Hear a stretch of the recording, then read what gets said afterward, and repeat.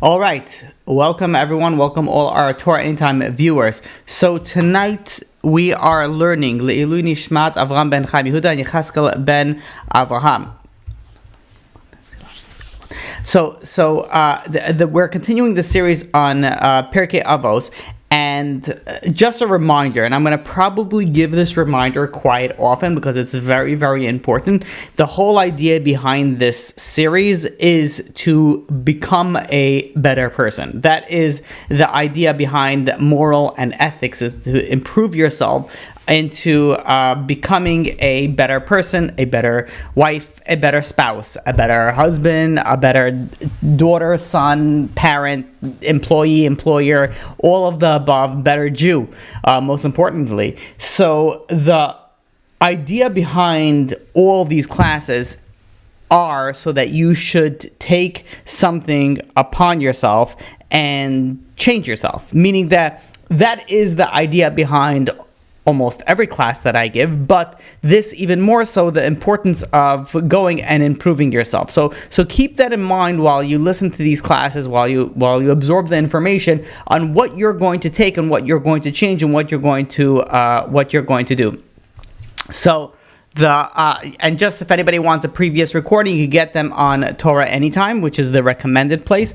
It is also on podcasts and things like that, but I generally recommend Torah Anytime. If anybody has the ability, if not, I'll do it later. I can post the link to Torah Anytime on the chat. But okay, so now let us begin. So we're beginning actually with the first. So last week we spoke about the introduction. So today we're going to be speaking about the first Mishnah of the first parak. So the Mishnah starts off with Moshe Kibel Torah Misinai. Moshe got the Torah from Har Sinai.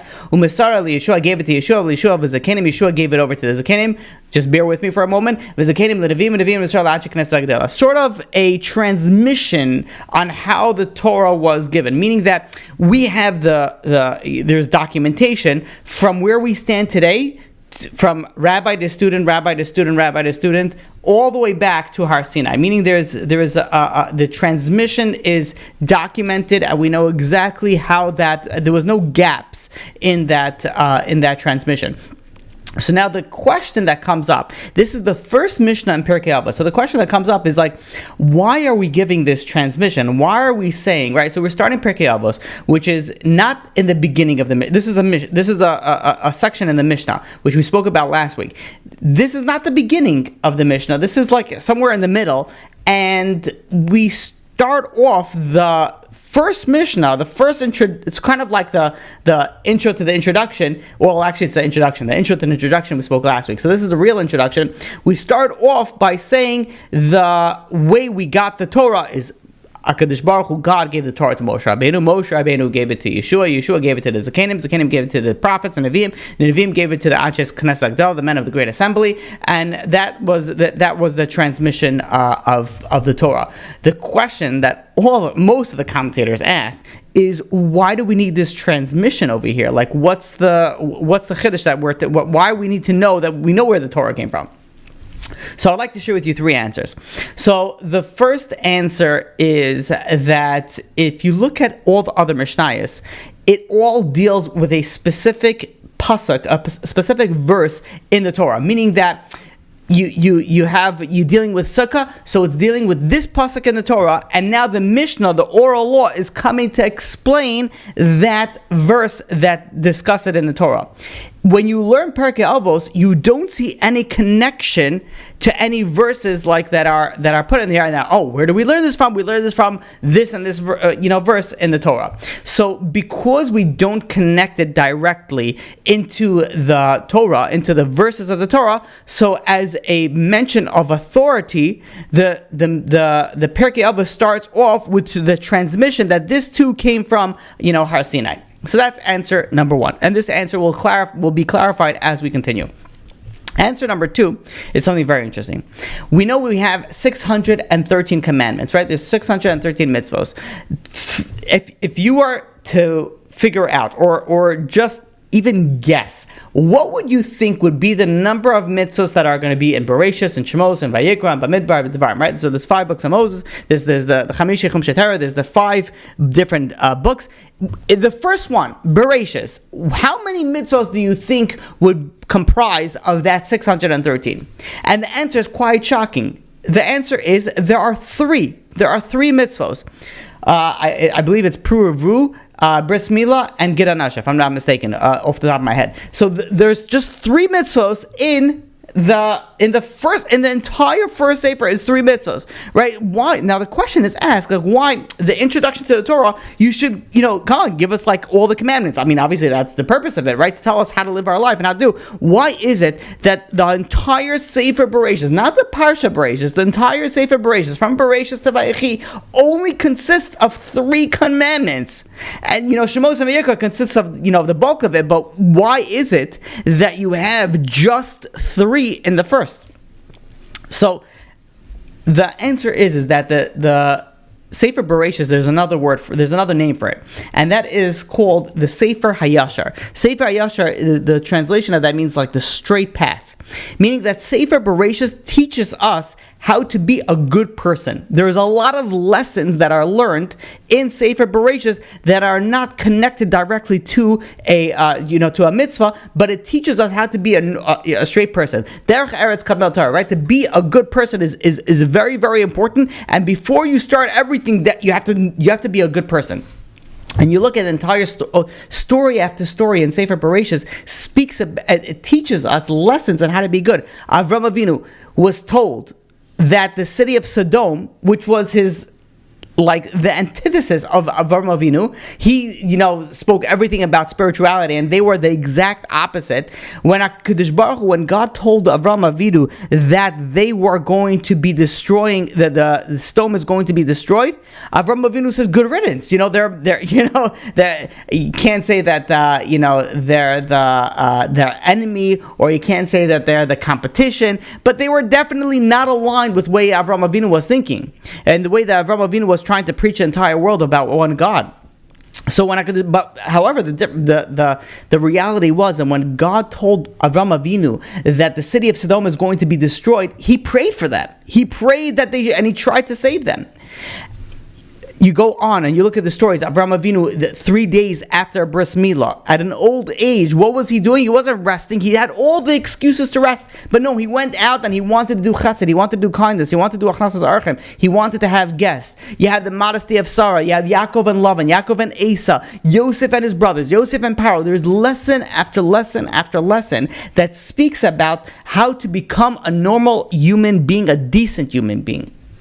So the question that Reb Chaim Vital asks, so wait a minute, if this is so imperative, if this is so important, that before all the commandments, Sefer Bereshis speaks about being a good person, how come we don't have a straight up commandment, be a moral and ethical person, be a good person? It should be one of the commandments. If anything, you think it should be the first commandment. Be a good person, and keep Shabbos, keep kosher, keep modesty, so on and so forth. Why is it that this is not listed as part of the 613 commandments as a standalone mitzvah? Again, we have V'ahavta l'reach kamocha, we have a lot of different mitzvahs that comprise on being moral and ethical, but there's no direct, just like be a good person commandment.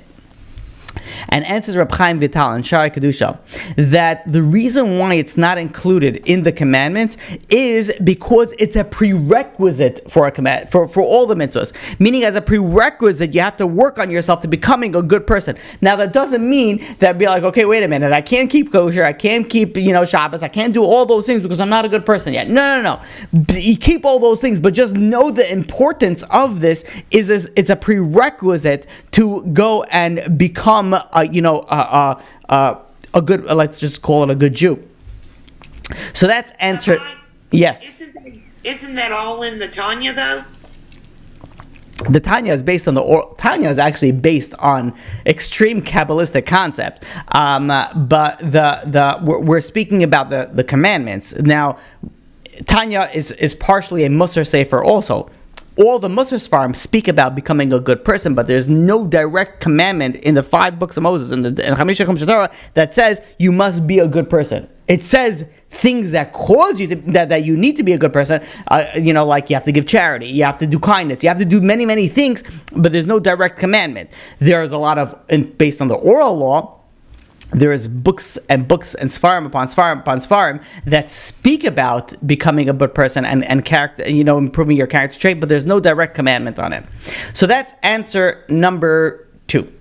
Answer number 3 is something that we're going to dwell on in a while. And this will also correlate to answer number 1, and we'll clarify answer number 1 as well. So answer number 3 is that we know that the written Torah, that came from HaKadosh Baruch Hu. Also, we know that the oral law came from HaKadosh Baruch Hu. How do we know that the oral law also came from HaKadosh Baruch Hu? It's very simple. When you look at the written Torah, you cannot understand it without the oral Torah. I believe it was Rab Hirsch who explains that the written Torah is sort of like the professor's notes, but then you have to go to the lecture to understand what the professor is talking about. Meaning that there's many mitzvos that if you just read the written Torah, you're not going to be able to understand it. You need the oral Torah to be able to explain the written Torah. And they came hand in hand. So we know that the written Torah and the oral Torah, that came from HaKadosh Baruch Hu, that came from Hashem on Har Sinai. And this was passed down generation to generation. But then you come to Perkei Avos. You come to a sefer, a Mishnah that speaks about moral and ethics. And the way that it's presented, it says, this rabbi said you have to work on this. And this rabbi says you have to work on this. And this rabbi says focus on these 3 things. And this rabbi says if you improve these 3 things, you're going to be a great... it seems almost as if the rabbis came and said, you know what? Upon contemplating and upon understanding the depths of human psychology and human physiology and human understanding, I came to the baseline of saying that this, if you want to be a good person, this is what you have to work on. So we might think that the rabbis, they came up with their own moral and ethic codes, and this is what they put in the Mishnah. But the Mishnah starts off, Moshe Kibel Torah Sinai. Moshe was the one who got the Torah from Sinai, and he passed it down generation to generation to prove to us, to show to us that everything that we're learning over here, every moral and ethical code that we're speaking about tonight, and we're going to be speaking about for the future, and if you're learning Perkei Avos, all of it, that's all from Torah from Moshe Sinai, meaning that it's not something that the rabbis made up. It's not something that the rabbis contemplated and meditated upon and came to the conclusion that this is the right thing to do. Everything that you learn about moral and ethical codes in the Torah, that it too, just like the written law and just like the oral law came from Har Sinai, so too the ethical and moral law also came from Har Sinai. Now the question that we have to ask is why? Why do we need God to tell us to be moral and ethical? I mean, there are things that we understand that God needs us to say. Like keeping kosher, for example. No one under the right, mindset will come up with that and say, you know what, this is why you have to do, unless it's for health reasons or things like that. But other considerations, you wouldn't come to that conclusion that you have to keep kosher. So you have to God tells us you have to keep kosher. Para aduma, the red, there are certain things that we understand why we need God to tell us, but not to steal, not to murder. That's kind of obvious, right? Why do we need to have this from Torah, from Sinai, from Hashem? Why can't we come to our own conclusion? And in fact, to make the question a little bit stronger, you look at every single culture speaks about ethics and morality. In order for a society to survive, there has to be some sort of ethics, there has to be some sort of morality, there has to be some sort of code of conduct, there has to be some sort of rules and regulations that you have to follow. So the question that we have to discuss and to come to an understanding is what is different about Judaism, what is different about Yiddishkeit that comes also with moral and ethics. So when you look at other cultures, other nationalities, other different time, where like 1,000 years ago, 2,000 years ago, 3,000 years ago, who decides what's right and wrong? Who decides morality? When you say that you're a good person, what does that mean? Are you good in your eyes of your neighbors? Because you mow your lawn and you take out your garbage? Are you good in the eyes of your government because you pay your taxes? Like, what defines morality? What defines ethics in other cultures? And in order to explain this, you look at things that may seem obvious, right? Killing, everybody knows is wrong, right? Murder sounds very obvious that it's wrong. But when we think about it, murder wasn't always wrong. In fact, you look about a few thousand years ago, human sacrifice was not only not considered wrong, it was considered praised. It was a high thing to do. It was something that was considered higher. So meaning that murder in that sense was not only okay, it was like a high thing. And you may say, okay, that was back then in primitive years, they didn't understand. What about in our day and age? When you speak about something called abortion, is abortion bad? Is abortion okay? Is abortion? You look at you look at the in our day and age. Why is it that people believe and spout and scream that abortion is okay? And it's called that the child is not considered alive until they come out. Who gave that decision? Who decided that's when the child is considered a child and not when it's in the womb? Maybe someone's going to come and is going to say, when a child is considered, fully, as a child, at 12 years old, meaning you could abort until 12 years old. Kind of a trial and error, return to sender if you don't like what you see. Meaning that what defines people to decide that abortion is okay? If you look back a few decades ago, not a few centuries ago, not a few millennia ago, a few decades ago, any non-life-threatening abortion was considered murder. Today, not only is it normal, but they want that the public funds pay for abortion. So wait, what changed now and 50 years ago? What was the difference of morality and ethics that back then it was okay, it was not okay, it was considered murder, and now not only is it okay, but they want you with your taxes to pay for that? And where did this come from? How did that change so drastically? Murder you think is bad, right? We say murder is bad. Where does this fall? What about physician-assisted suicide? Is where a doctor helps a patient commit suicide. Of course, there's regulations and things like that, blah, blah, blah. But at the end of the day, it's a doctor helping someone commit suicide. This is legal in 10 U.S. states. It's legal in 10 states in America. So wait, so is murder bad or murder good? So if you start defining, well, murder is bad in this situation, but in this situation, before this amount of months of pregnancy, it's okay. If this patient is sick, it's okay. If this patient is depressed, it's okay. If you start defining and deciding where and why and when and how murder is okay and not, who makes you the deciding factor? Who makes you decide what moral and ethical is? And you look at other cultures, everybody has a different decision. Everybody has it. So when you look at you look at abortion, you look at all the things, how does it make sense? And it's very interesting. I saw from Rabbi Dr. Avram Twersky.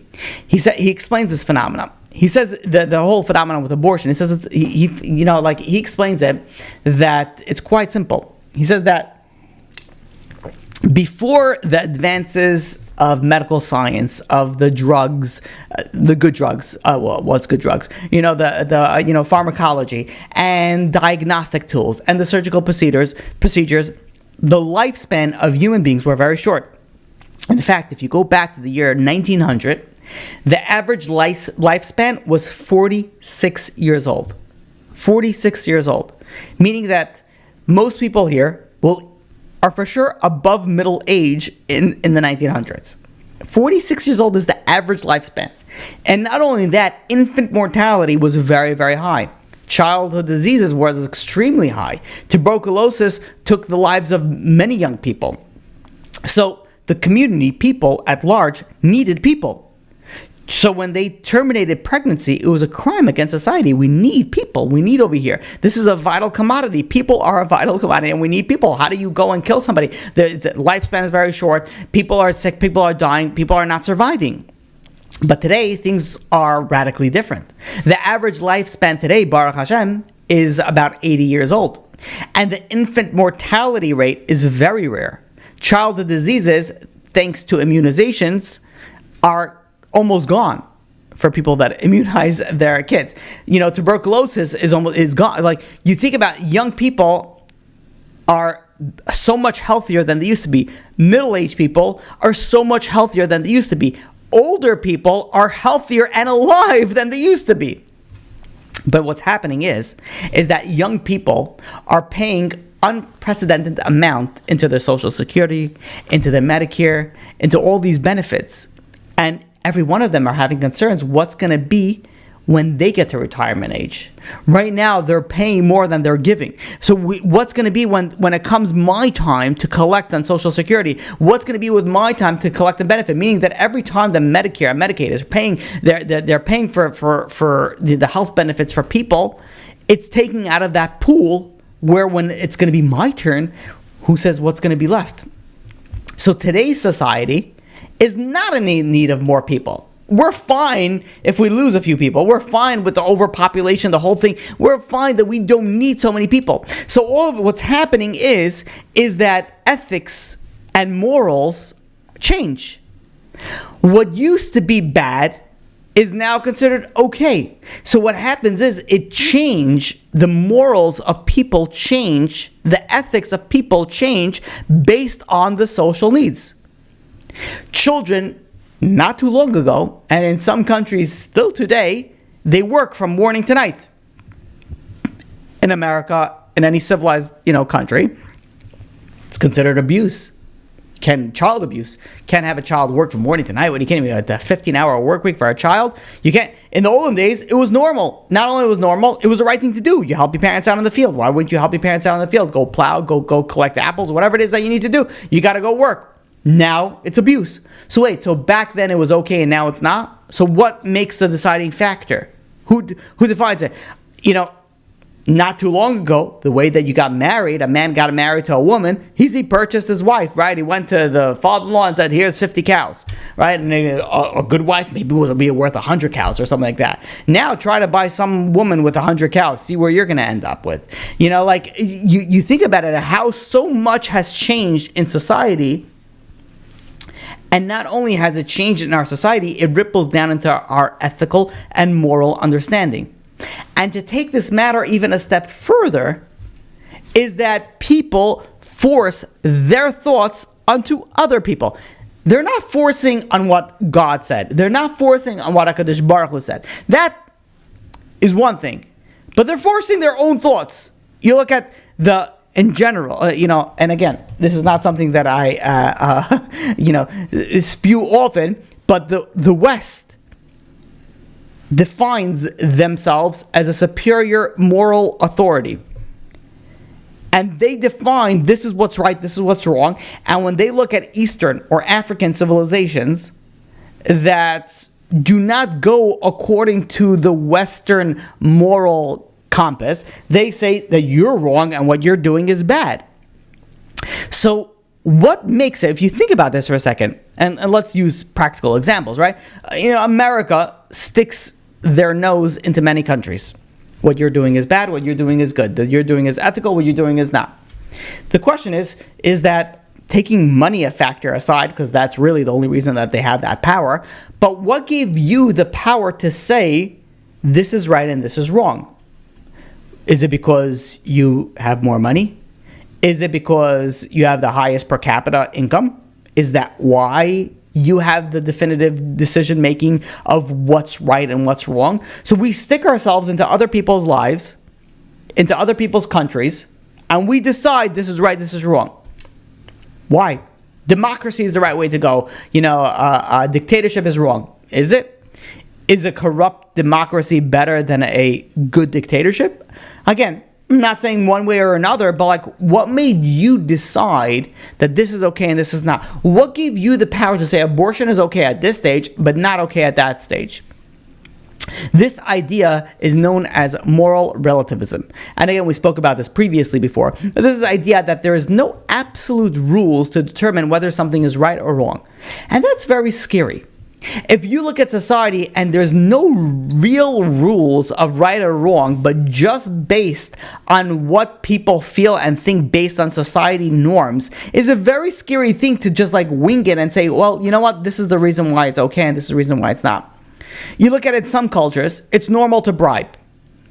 In other cultures, it's frowned upon. And in other cultures, you get punished for it. So wait a minute. What's bribery? Is that good or bad? It could be normal, it could be good. It could be frowned, not good, but not terrible. And it could be really bad where you get punished for it and thrown into prison. So wait a minute, so what's the answer? Is this right or is this wrong?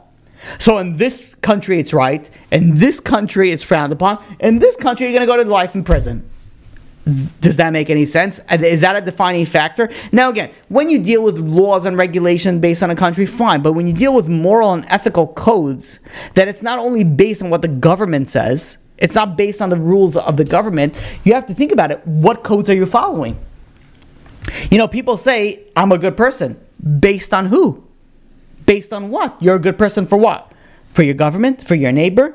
In this country? What about if you do what you do in a different country? Maybe you're considered an infidel. Maybe you're a bad person. Maybe you're the holiest person in the entire country. But what makes you to think that people come and they say, "Oh, why do bad things happen to good people?" Meaning, what they're trying to say is, I'm a good person and bad things are happening to me. So I ask them, usually it's like, do you follow the Torah? Like, I don't follow the Torah per se, maybe I don't keep, all the mitzvahs, but I'm a good person. And I respond, says who?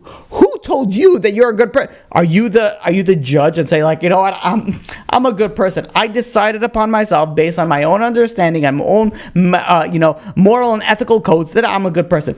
Says who? You're a good person in America?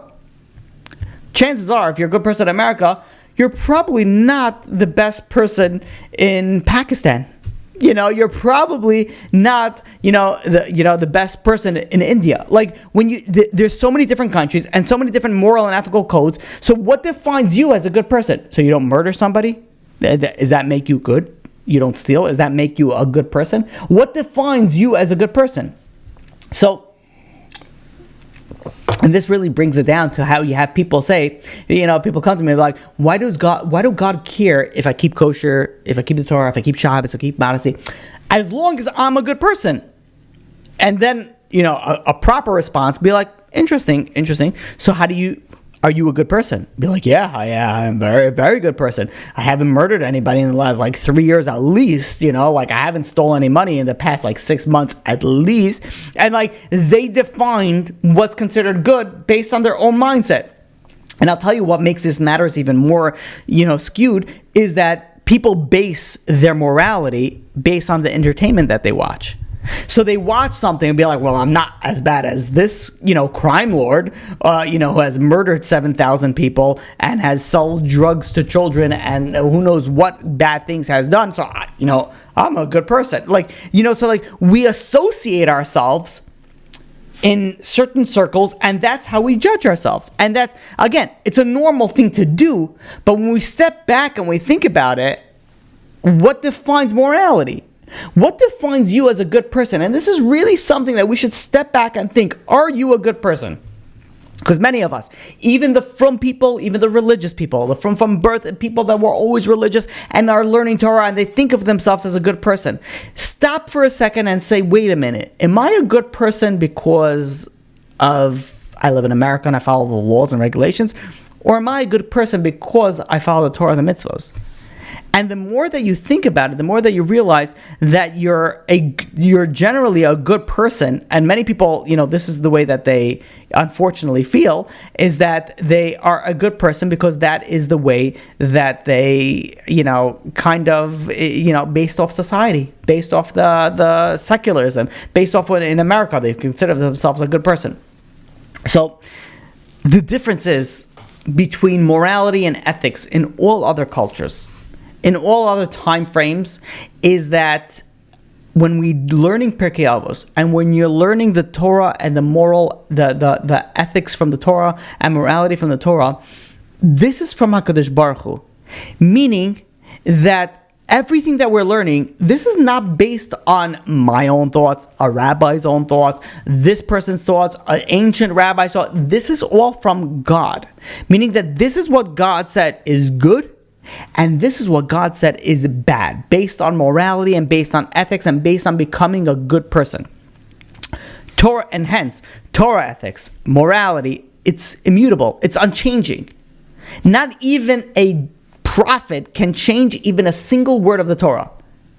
So what was forbidden, what was frowned upon, what was not allowed in Har Sinai remains forbidden, it remains frowned upon, it remains not allowed to this day. Nothing changed. Not in the primitive days when you had to plow with a cow to when you could very soon fly in your car, or other advances of technology. I don't want to go to AI because I almost said that, but like we have so much advances. The same thing that was wrong then is wrong now, and it's going to be wrong in the future. Now, this idea that Torah ethics is from the Torah, meaning that everything that we learn is from the Torah.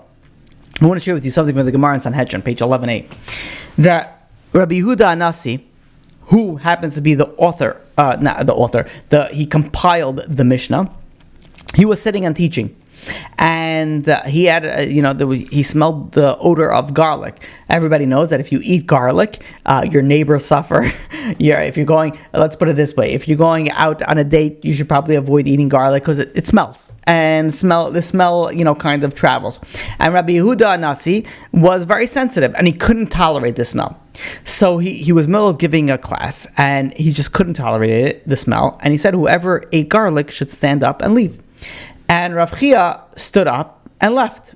Now, when the people saw that Rav Chia, which is a chashav, Rab, he left out of respect for him, they all got up, all the students got up and all left. The next day, Rabbi Shimon, the son of Rabbi Yehuda Anasi, he found Rabbi Chia. And he said to him, are you the one that disturbed my father by coming with, eating garlic and smelling up the place? And Rabbi Chia said to him, says, I would never do such a thing. But I took the blame. Why? Because I didn't want the person that ate the garlic and was at fault to be embarrassed.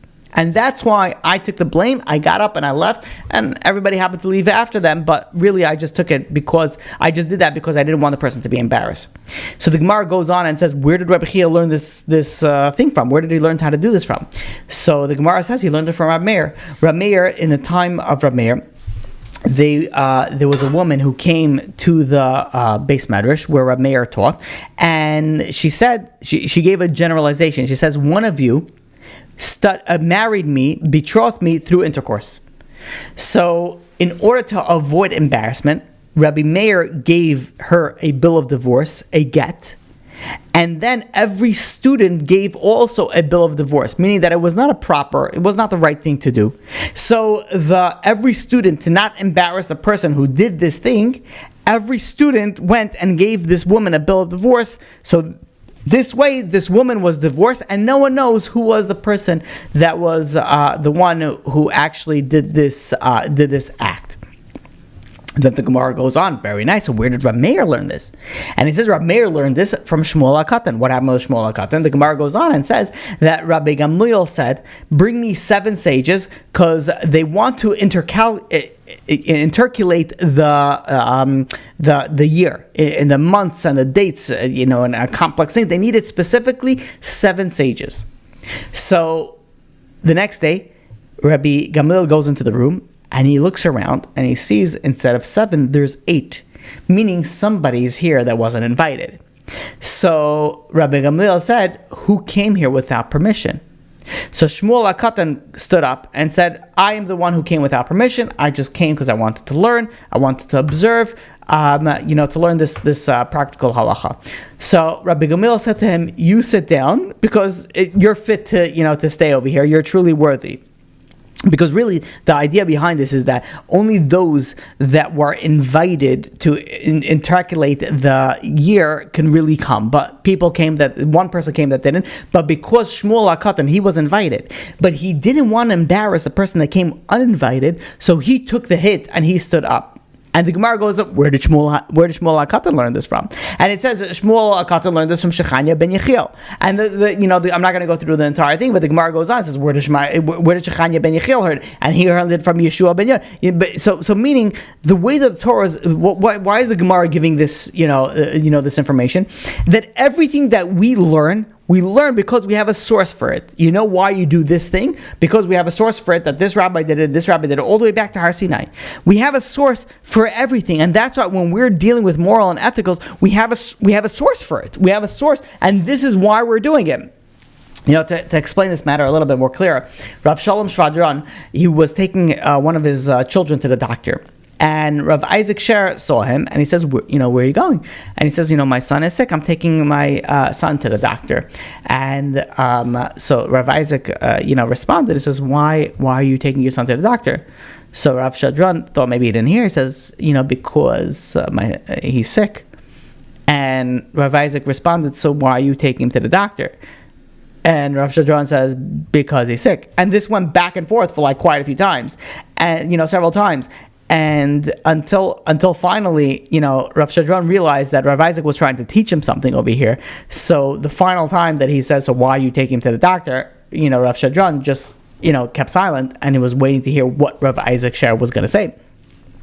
And, Rav Isaac, responded and says, that if you're taking your son to the doctor, this means that the older animal is taking the younger animal to the doctor. So Rav Shalom Shadron, it was, like his facial expression was very confused. Like he didn't understand, like, what are you talking about? So Rav Isaac, went and, explained every living creature has to tend to their, children, has to tend to their young. At this moment, if you're bringing your child to the doctor, you're acting just as an animal would. You're taking care of your child. But if you understand that you're performing the chesed for a Jewish soul that is in need of salvation, that is sick and needs a doctor, then you're fulfilling a mitzvah of the Creator. This will distinguish you from an animal. Meaning there are things that are common sense that are not even common sense, that are ingrained in a parent to do. But that's not the only reason why we're doing it. We're doing it because it's the act of chesed. It's something that we act to do. We do so many things in our day-to-day life. We do it anyways, right? We feed our children. We pay for their tuition. We bring them to school. We get them dressed. We do all these things for the children, and we think it's our responsibility because we're a parent. And the answer is, yeah, you are a parent, but so is an animal, and the animal has the same responsibility. But you know what differentiates between you and an animal, between you and that, is that you're doing this because it's a chesed for the child. You're doing a chesed for your child. Granted, you may be obligated, but nonetheless, if you think about it, this is the beauty of Yiddishkeit, is where if you have to do something, you could do it anyway. You're going to do it anyway, but you could do it and get reward for it to a higher level, meaning that you're doing it because the HaKadosh Baruch Hu told you to do it. We're gonna be doing many things anyways, right? We do it anyways, but all it changes is a mindset. It's a mindset of saying, you know what, I'm doing this as a chesed. And it's, by the way, it's not easy. It's very hard. It's hard, but stop every once in a while and think about, like I'm driving my kids to school. I'm bringing my kid to the doctor. It's a chesed. You're doing a chesed for another Jewish soul. You're doing a chesed for another human being. There was a successful, wealthy businessman that unfortunately passed away at a young age. And he had a young son. And the son wanted to get into the business. He had to support the family. He was the oldest son. And he had to support the family. So the mother was saying, you don't have to, better that, you don't need to. Like, she was trying to convince him not to. And, he was, he wanted to, he was a man of the house. He wanted to stand up. He wanted to go and help out. So he decided he was going to push forward and he was going to get into the business. So he gets into the business and he starts, calling the distributors, calling, the contractors. And the contractor sees they're dealing with a kid, so they start taking advantage. They start, the vendors start overpaying, overcharging, and they won't overpay. They overcharge. They don't pay. They push it off, and not. Long story short, he ends up, losing a lot of money. And people took advantage of him, and they lost a lot of money. And he was sitting in his office, and he realized that he had to declare bankruptcy because he couldn't pay anybody back. He was like stuck. And as he's sitting over there, he realizes his fate. He starts crying. He's crying for a few minutes, and all of a sudden there's a knock on the door. Someone walks in. This distinguished-looking gentleman walks in. He says, "Can I help you?"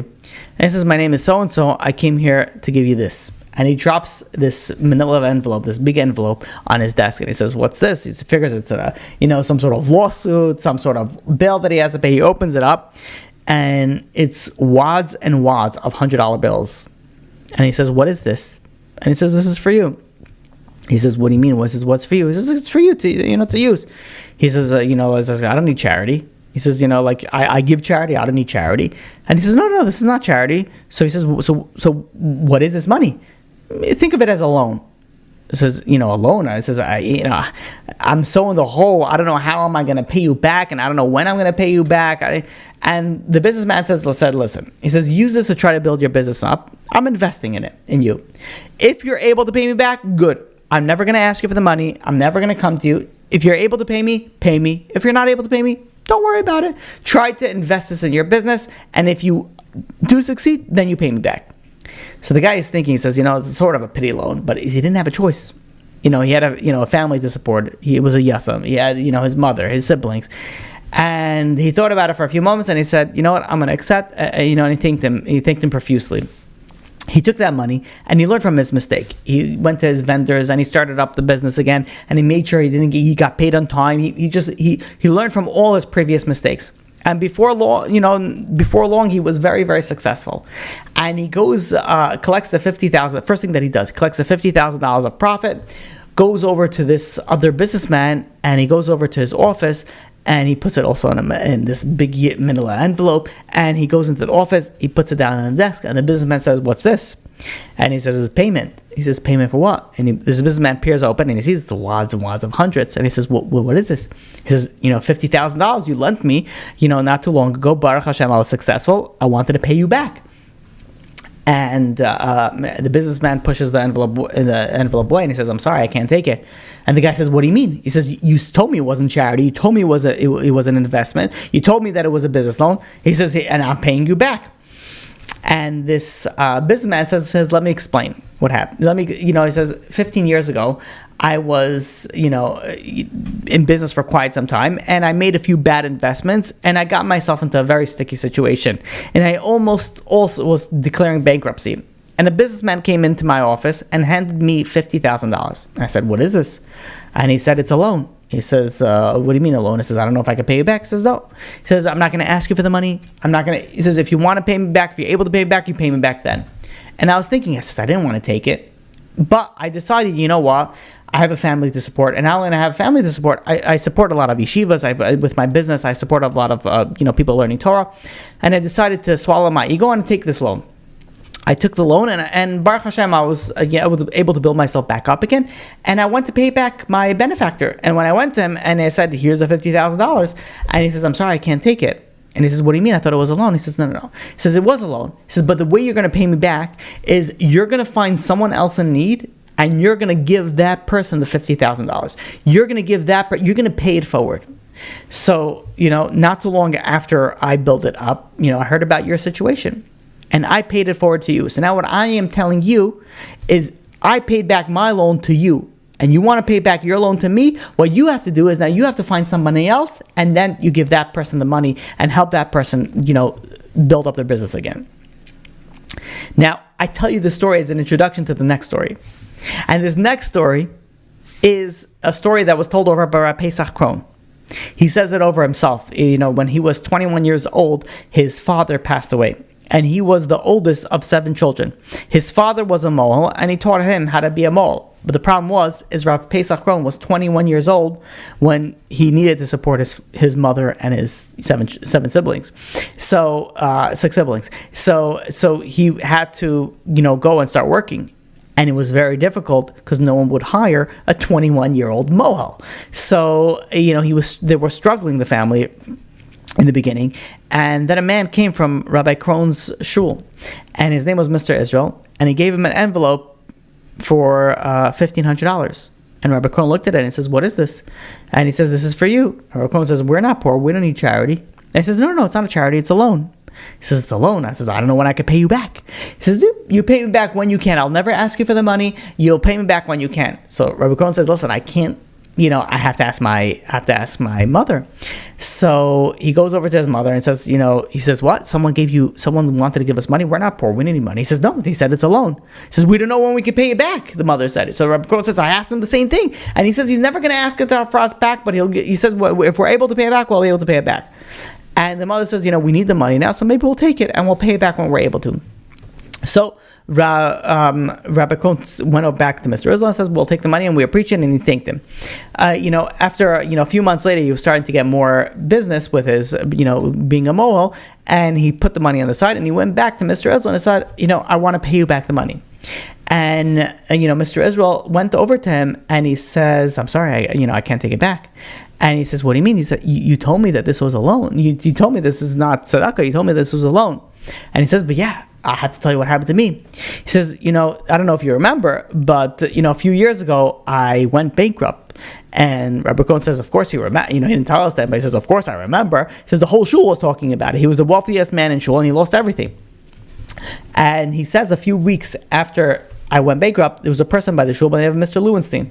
And he came over to me and he gave me money. And he said, "I don't need charity, I'm not poor." And he said, "No, it's not a charity, it's a loan." He says, "When do I pay it back?" He says, "Whenever you can, but I'm never going to ask you for it." So I said, "Fine." I took the money, and Baruch Hashem, I was able to pay him back. When I went to pay him back, he said, No, you can't pay me back." He says, "What do you mean? You told me that it wasn't a loan. You told me that it wasn't charity, it was a loan." He says, Yeah, you're going to pay it back, but not to me." He says, "You're going to find somebody else, and you're going to pay them back. And that's how you're going to pay it back." And that's what happened. He says, I found you. He says, "Now I'm telling you the same thing." He says, "You're not paying me back. The next time you hear of a family, you put this money on the side, and you you hear a family that needs it, you give it to them." And Rabbi Cohen says, that's what they did. They said a few years later there was a family that the father passed away and they needed the money and they wanted to pay it back, so they gave the $1,500 to somebody else.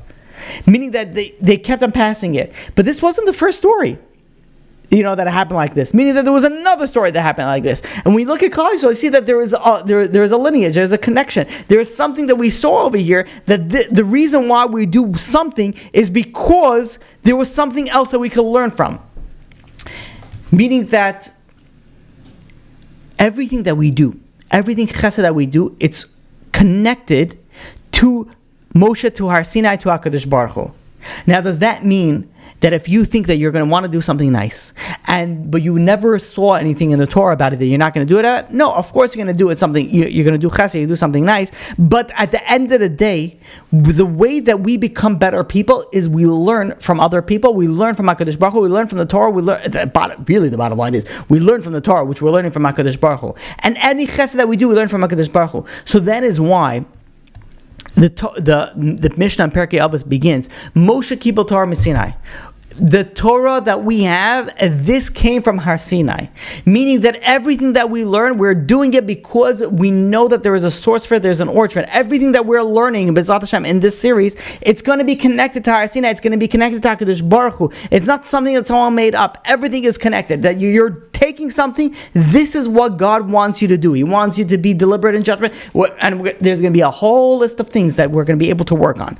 But this is one thing that we have to take away, to realize that everything that we're learning in Perkei Avos, that comes from HaKadosh Baruch Hu. I'm going to end with this thought. And I'm going to give a takeaway for today. But again, there could be many takeaways, but this is one of the takeaways. And the takeaway should be that when you think of yourself as a good person, you have to think of yourself, why? What defines you as a good person? Do you define yourself as a good person based on the laws and regulations and moral and ethics because you live in America, you live in Israel, you live in Canada, you live in any other, your place on earth? Or do you define yourself as a good person because this is what the Torah says? And if your answer is the latter, if your answer is, I define myself as a good person because I follow the Torah, then it very much pays for you to go through Pirkei Avos and really look at everything that the Torah tells you to do to become a good person, and then ask that question again, am I really a good person? Now, I don't want to depress people and thinking that they're not, good people or in any means, way, or form. But it is important to stop for a second and think. Give yourself sort of a true cheshbon nefesh. Am I really that good person? Am I really someone that, is on that level?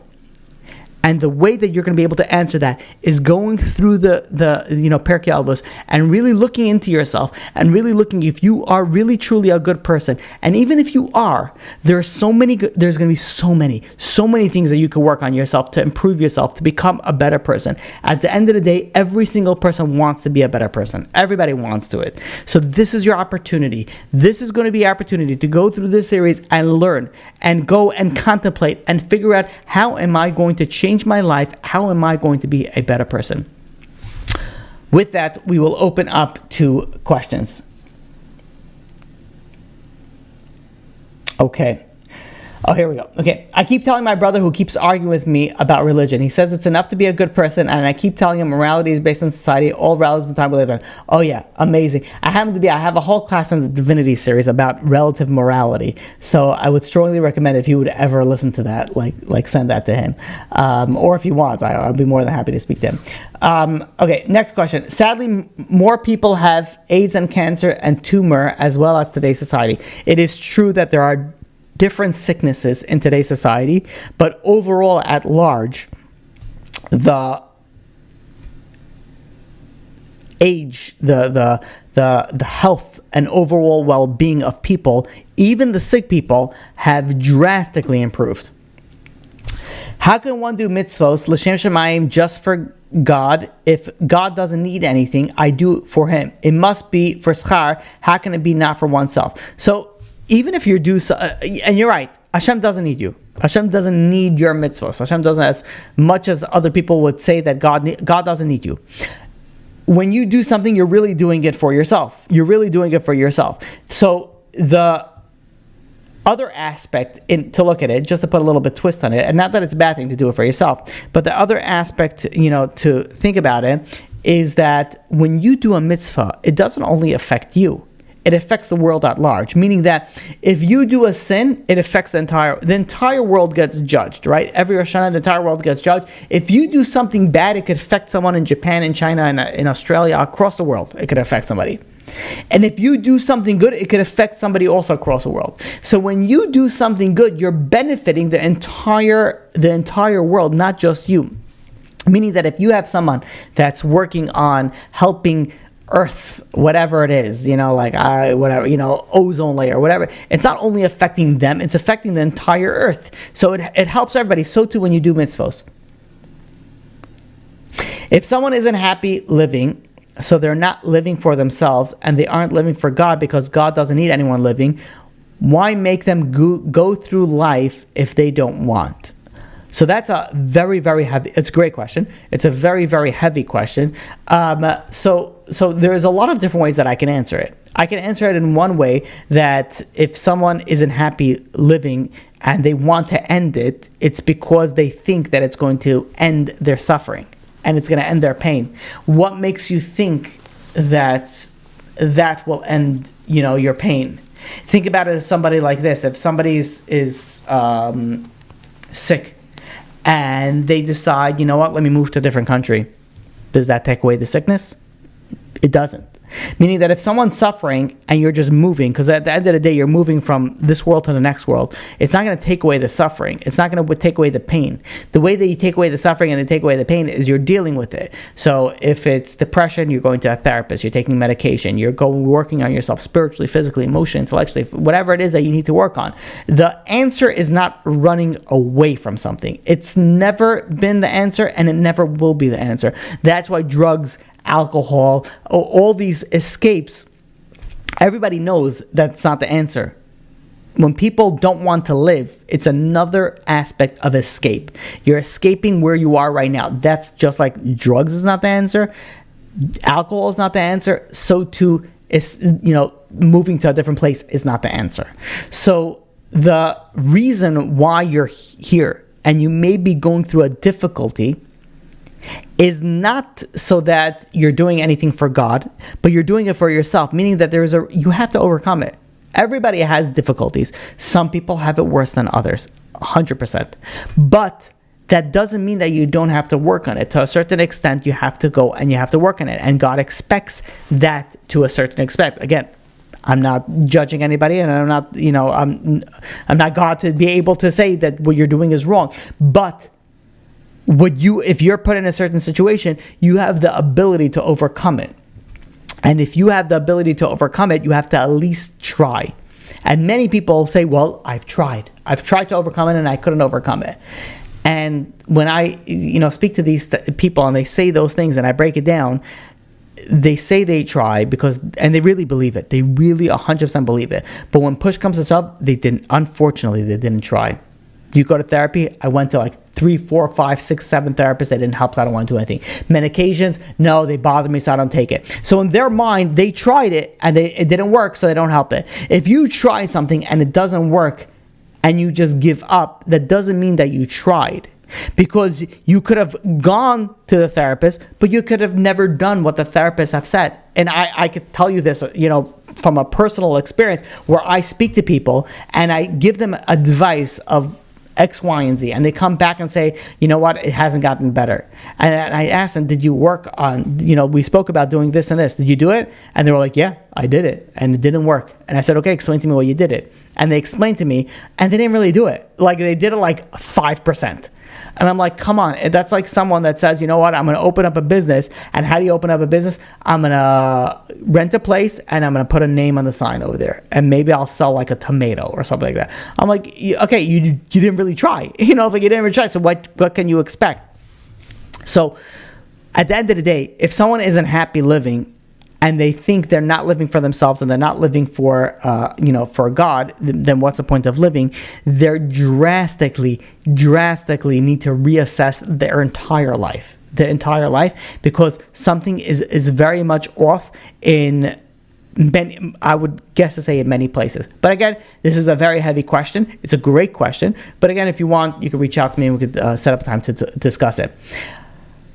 This is interesting. Any schools for Rabbi Meir Balaness or anything we need to do? There are many different type of schools, but I wouldn't. I'm not going to mention anything right now. I mean, probably the most famous school of Meir Balaness is that Stucca school. But we're not going to mention go through anything right now. Okay. Why are we mourning when we're counting down the days of the wedding of Hashem to Klal Yisrael? Oh, we're talking about the Omer, and okay. So, and why do we dance? Okay, fine. So let's start. Why do we dance around the fire to celebrate Lag BaOmer when Rabbi Akiva students pass away? Okay, this itself, by the way, is a class, and I do have to end very shortly, so I'm going to try to answer it very briefly. I'm wondering if I have a class on this, because I definitely spoke about this. I think I did record this answer, or at least most of this answer on Torah Anytime on Lag BaOmer, but I may be wrong on it. But in any case, why are we counting down? So the question is why are we mourning? We're mourning the reason why we're mourning now. We don't listen to music. We don't shave our beards. We don't take haircuts now. Is because Rabbi Akiva students, 24,000 students of Rabbi Akiva passed away. Why did they pass away? Because lo nahagu kavod ze leze. They didn't treat each other with the respect that they deserved. So while we are counting the Omer at the same point in time, we are mourning not because we are going to the wedding of HaKadosh Baruch Hu, but we're mourning for the loss during this time period of Rabbi Akiva's students, who are great giants in Torah. Why do we dance around the fire to celebrate Lag BaOmer? So again, the answer to this is very heavy, but the short answer is this is the time where Rabbi Akiva's students stopped. They stopped passing away. Again, there's a question that puts on, well, why they stopped passing away? Because there was no more left of them to pass away, so that's why they passed away. But again, that's a really lengthy answer, and we spoke about it previously. So I'm pretty sure, like 99% sure. So go to Torah Anytime. You go on Lag BaOmer. We did, speak about this at length on this. Okay, let's close it. Let's close up over here. Why doesn't Hashem give us a chance not to be in pain? Wasn't the world created to do good? 100% the world was created to be in good, but if we're in pain, that is for our benefit. Some people are put into this world to correct things that happened in a previous life, and that's just one of many answers. But they were put in this world to create, to fix themselves from some sort of previous, issue. So whatever the reason is, that if someone is going through pain, and again, and I'm telling you this just because I speak to so many people. Everybody is going through, the most successful people to the most broken people. Everyone has something that they're going through. Granted, some people are going off worse than others, but the reason why we're going through it, we don't always know, but there is a reason for it. And the purpose of what we need to focus on is how to overcome that. Not to wallow in the pain, but to grow from it and to overcome it. Easier said than done, 100%. But at least you have to achieve it in the right direction. Again, something that you could also reach out to me and we'll speak about. We can set up a time to speak about. What about, okay, last question. What about the good suffer? I'm trying to I am trying to understand this. I don't follow the question. And the wicked lead happy lives. I believe the question is, why do some good people suffer, and why do bad people can sometimes lead to happy lives? So again, this is if you message me privately, I can send you. We have a link. We spoke about, I want to say 2 hours on this topic, but and also you could also go into Shar B'tachon speaks about it also at length. And but the short answer is that if good, well, there's no short answer because there's many answers, because we don't know all the calculations of HaKadosh Baruch Hu. But why do sometimes good people suffer? Again, it could be an answer like we said previously, that it could be from a previous life. A previous life they did something wrong and they have to go through a certain fixing of it, and that's why they're suffering.